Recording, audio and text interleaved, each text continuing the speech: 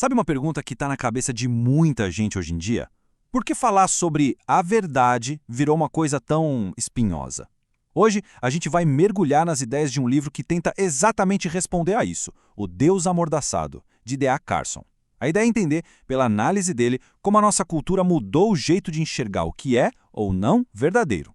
Então, é este aqui o livro que vai ser a nossa bússola. O objetivo não é só fazer um resumo, mas sim, sabe, desmembrar o raciocínio do Carson passo a passo para entender como ele vê esse embate entre certas visões de fé e o pensamento do nosso tempo.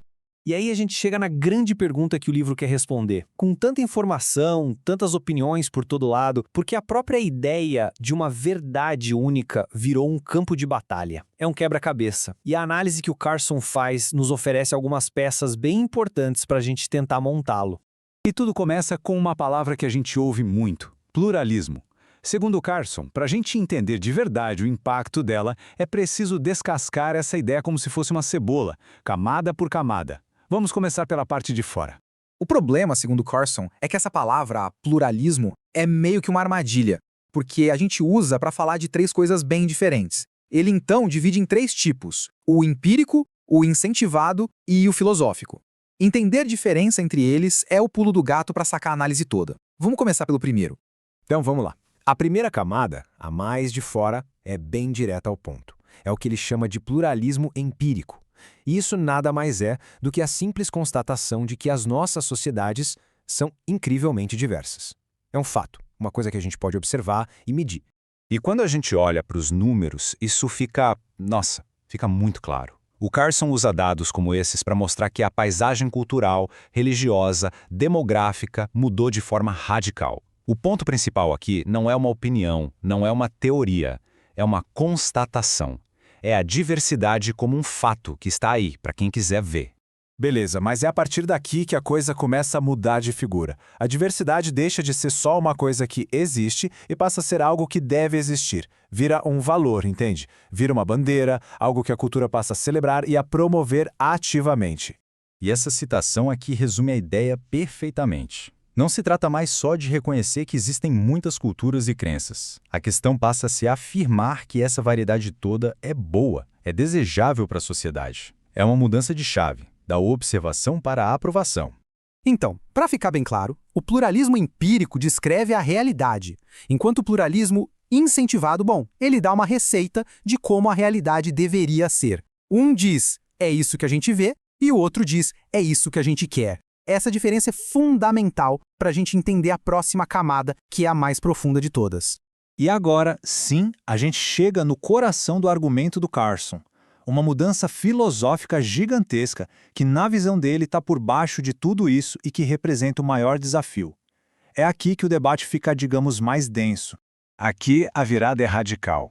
Esse tipo de pluralismo não apenas celebra a diversidade, ele afirma que qualquer um que diga ter a verdade exclusiva, seja na religião, na ideologia, onde for, está errado só por fazer essa afirmação. Vira aquela coisa, né? A única verdade absoluta é que não existe verdade absoluta. Mas de onde saiu essa ideia? O Carson conecta isso com a grande virada de pensamento do modernismo para o pós-modernismo. O modernismo acreditava na razão, na busca por uma verdade objetiva. Já o pós-modernismo, ele desconfia de todas essas grandes verdades. Ele enxerga a verdade como algo que é construído pela cultura, pelo poder. É essa base de pensamento que dá força para o pluralismo filosófico. E para mostrar como essa mudança não é só papo de filósofo, olha que exemplo concreto que o Carson traz. Em 1940, o autor de um livro famoso dizia que uma briga sobre história se resolve com fato e razão. Passam 32 anos e na nova edição do mesmo livro, ele já diz que a história está mais perto da ficção. Gente, é o mesmo autor. A visão mudou da água para o vinho em uma geração. É uma virada de chave gigantesca?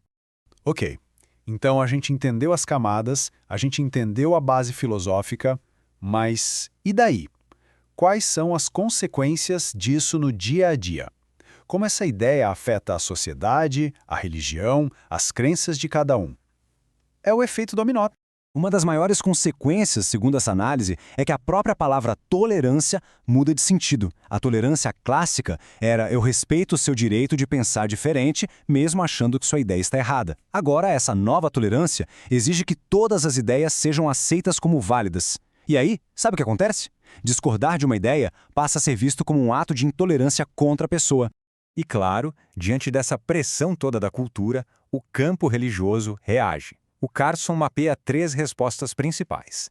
Tem o pluralismo radical, que mergulha de cabeça na nova filosofia. Tem o inclusivismo, que tenta achar um meio termo. E tem o exclusivismo, a visão mais tradicional, que agora, claro, se vê sob uma pressão enorme por afirmar uma verdade única.